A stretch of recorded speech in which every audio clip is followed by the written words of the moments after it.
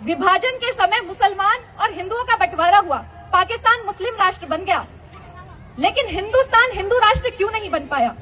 अगर मुसलमानों को पाकिस्तान मिल गया था, उनका मुस्लिम राष्ट्र मिल गया था, तो सारे मुसलमान वहां क्यों नहीं चले गए, यहां क्यों रह गए? इसका एक कारण था। इस्लाम में एक शब्द आता है गजवाए हिंद। तो उस समय मुसलमानों द्वारा एक योजना बनाई गई कि हम गजवाए हिंद को भारत में अंजाम कैसे देंगे। तो उन्होंने विचार किया कि हम भारत में ही रह जाते हैं। अब मैं आपको बता दूं कि गजवाए हिंद क्या है। गजवाए हिंद का मतलब है कि जब तक पूरी दुनिया इस्लाम कबूल नहीं कर लेती, तब तक अल्लाह प्रसन्न नहीं होंगे। और अल्लाह को खुश करने के लिए मुसलमान यहाँ रुके और उन्होंने धीरे धीरे गजवाए हिंद को अंजाम देने के अपने यहाँ बीज बोने शुरू किए।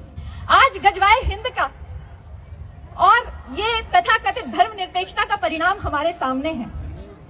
मणिपुर, मेघालय, मिजोरम, नागालैंड, त्रिपुरा, केरल, असम, सिक्किम, गोवा, जम्मू कश्मीर और अब बंगाल भी इसी रास्ते पर है।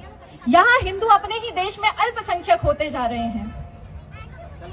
यहाँ पर हिंदुओं को वो राजनीतिक अधिकार, वो सांस्कृतिक अधिकार, वो सामाजिक अधिकार नहीं है जो हिंदू बहुल क्षेत्रों में मुसलमानों और ईसाइयों को है।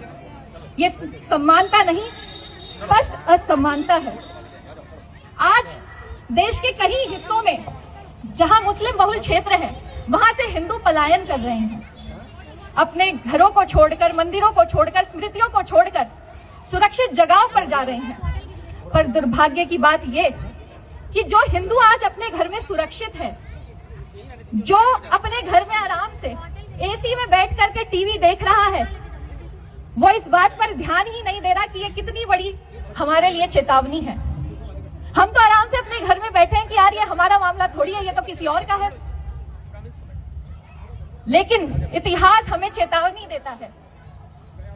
विभाजन के समय लाखों हिंदू मारे गए, करोड़ों अपने घर से बेघर हो गए, बच्चे, बूढ़े, स्त्रियां, किसी को नहीं छोड़ा गया। हजारों लाशें ट्रेन में भर करके भारत भेजी गई। क्यों? क्योंकि हिंदू संगठित नहीं था, आज भी संगठित नहीं है, नेतृत्व स्पष्ट नहीं था, आत्मरक्षा की मानसिकता को समाप्त कर दिया गया था।